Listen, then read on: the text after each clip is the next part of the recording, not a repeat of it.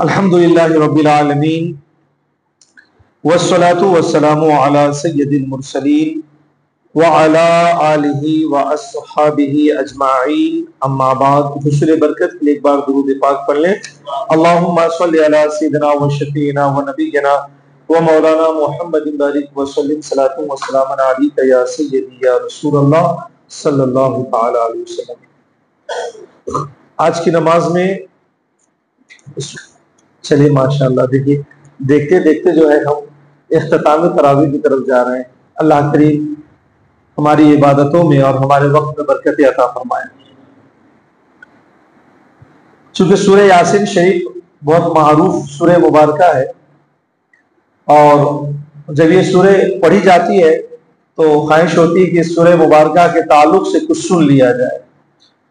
اور چونکہ بابرکت سورہ مبارکہ ہے کچھ چیزیں تازہ ہو جاتی ہے تو پڑھنے کا شوق بھی بیدار ہو جاتا ہے۔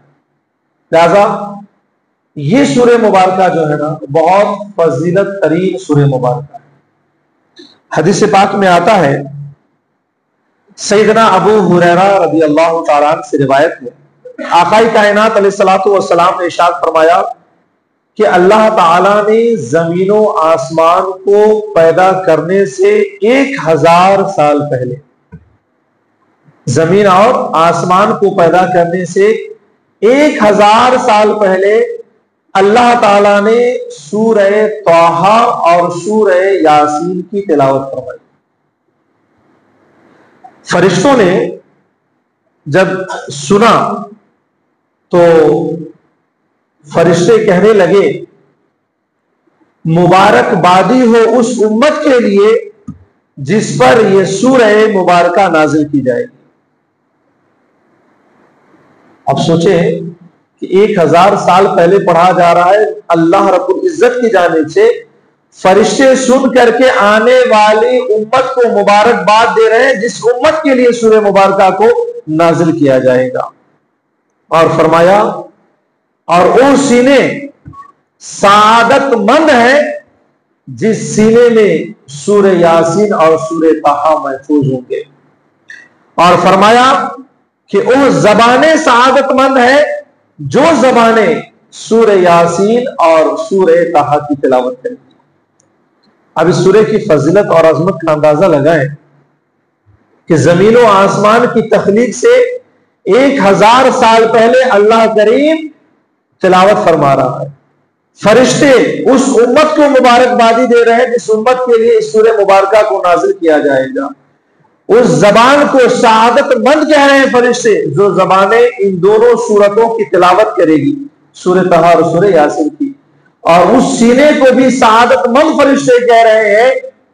جس سینے کے اندر سورہ طٰہٰ اور سورہ یاسین محفوظ ہوں گے۔ اس کے علاوہ ایک اور حدیث مبارکہ میں آتا ہے کہ حضور نبی کریم علیہ الصلوۃ والسلام نے فرمایا کہ ہر چیز کا ایک دل ہوتا ہے، اور قرآن کا دل سورہ یاسین ہے، اور فرمایا کہ جو انسان سورہ یاسین کی تلاوت کرے گا تو اللہ کریم اس کے لیے 10 قرآن پڑھنے کا اجر و ثواب عطا فرمائے گا۔ ایک اور حدیث مبارکہ میں آتا ہے کہ جو انسان سورہ یاسین کو دن کے اول حصے میں پڑھ لے گا تو اللہ کریم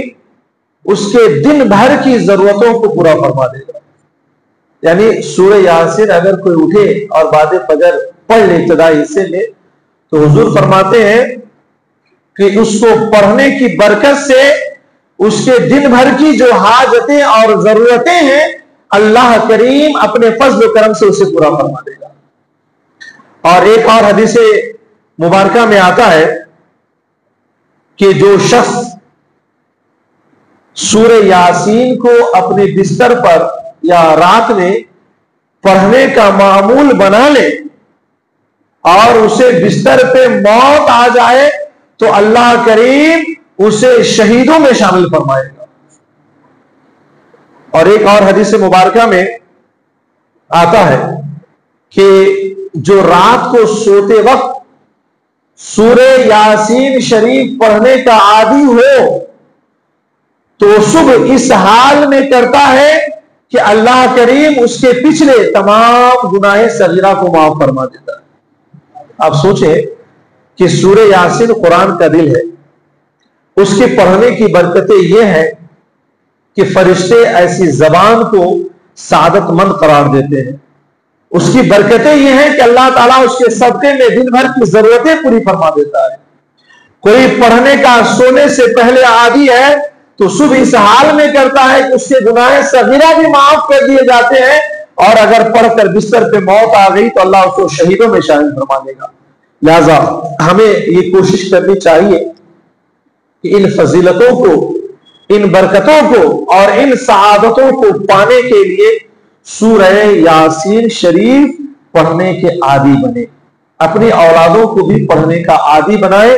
گھر میں اہل و عیال کو بھی پڑھنے کی تلقین کریں اور پڑھنے کی عادی بنائیں۔ انشاءاللہ العزیز اس کی برکتوں کو ہم اپنی زندگی میں، اپنے کاروبار میں اور اپنے گھر میں بہت جلد محسوس کریں گے۔